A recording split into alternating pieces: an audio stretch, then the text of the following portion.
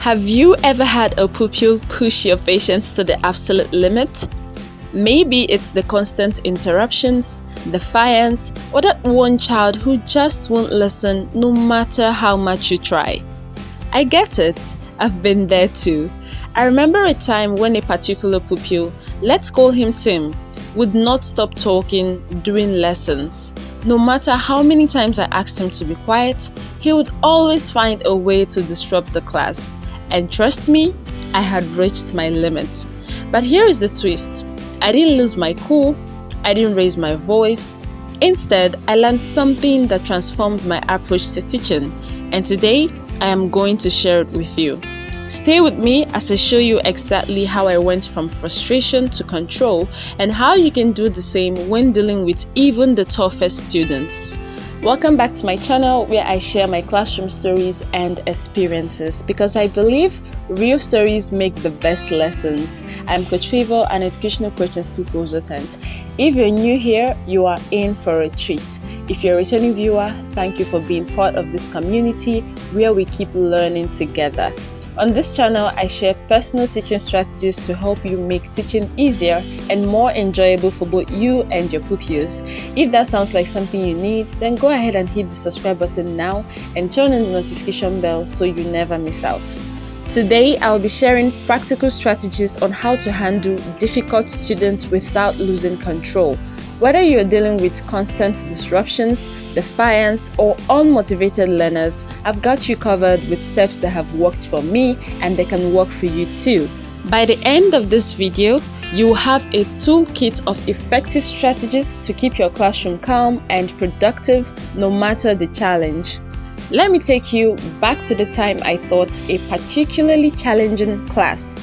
Tim, one of my pupils, was a whirlwind of energy and mischief. He would interrupt my lessons, distract others, and never sit still. I remember one day in the middle of teaching fractions, I asked the class to focus, but Tim kept talking over me. His classmates were frustrated, I was frustrated, and honestly, I was starting to feel like I was losing control. But then, instead of reacting like I usually did, I decided to try something different. I didn't yell, I didn't even raise my voice because, honestly, it didn't even work in the past. I simply paused, took a deep breath, and made a decision that changed the entire dynamic. Let me share exactly what I did and how it made all the difference. The first thing I realized when handling a difficult student is this. Your calmness is your power. I had to remind myself that when I lost my cool, the class would follow suit. So I practiced staying calm even when Tim was being his most difficult. One day I was teaching a lesson on fractions and Tim started shouting across the room. Normally I would have snapped at him, but instead I stayed quiet for a moment, letting the silence speak for itself. My calmness gave me the control I needed. Tim actually stopped talking to see what I would do. Here is something I learned along the way. Difficult behavior usually has a reason behind it. When I started to take a step back and really observe Tim, I realized he wasn't acting out for no reason. He was trying to get attention. Whether it was because he didn't feel confident with the lesson or because of something going on at home, there was always a deeper reason. So I made it my mission to understand where his behavior was coming from. One afternoon, I pulled Tim aside and asked, "Is everything okay?" It wasn't the words I said, but the fact that I cared enough to ask that made him open up a little. When I connected with Tim on a personal level, things started to change. I didn't just see him as a difficult student. I saw him as a child with potential, someone who needed attention and guidance. So I began making a point of talking to him before class. I would ask about his favorite football team or how his weekend went. Over time, that small connection started to melt his defiance. He realized that I was actually on his side and he didn't actually need to be defensive. Another important thing I have learned is that clear expectations make a world of difference. Before I made any changes, I sat down with Tim and explained the classroom rules in a simple, non-confrontational way. I said things like, Tim, I need you to raise your hand before speaking, and I will always listen to what you have to say. But when we're working, we need to focus together. It wasn't a lecture, it was a conversation. By setting clear boundaries and expectations, he knew exactly what was expected of him and what the consequences were if he crossed those boundaries. It was easy for me to focus on Tim's disruptions, but I quickly learned the importance of catching him when he did something right. I began to praise his good behavior, quietly but consistently.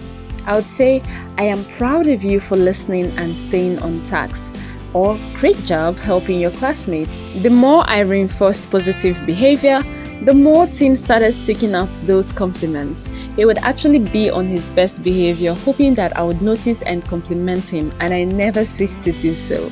Another thing that helped me was to redirect instead of punish. Instead of reprimanding Tim in front of the whole class whenever he did something bad or went off course, I quietly redirected his energy. One time when he started to get restless, I walked over, gently touched his desk and whispered, "Let's focus together. I know you can do it." That small moment of private redirection was far more effective than any public punishment could have been. Another thing that helped me is incorporating their interests. Yes, I learned to incorporate the pupils' interests into the lesson. For Tim, it was football. So instead of just asking him to do math problems, I started to give him problems based on football, like calculating the number of goals scored or the average points in a match. Please note, we didn't do this every day, but I did it once in a while. Suddenly, math was no longer a chore. It was something he could connect with.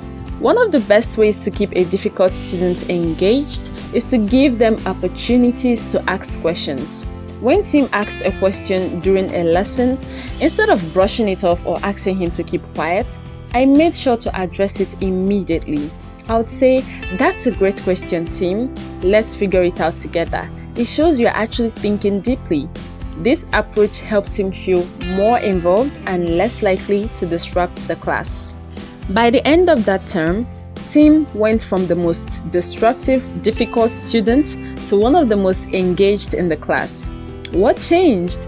I stopped seeing his behavior as a challenge, and instead I focused on understanding him, connecting with him, and setting clear expectations. Remember, every child is a puzzle waiting to be solved, and when we approach them with patience, understanding, and a little creativity, we unlock their full potential. Have you ever had a breakthrough moment with a challenging student? I would love to hear about it. Share your experience in the comments below and let's learn from each other. If you found this video helpful, don't forget to like this video, subscribe for more teaching tips and stories, share this with a fellow teacher who could use some guidance. Thanks for being part of this wonderful community, and I'll talk to you in the next video. Bye!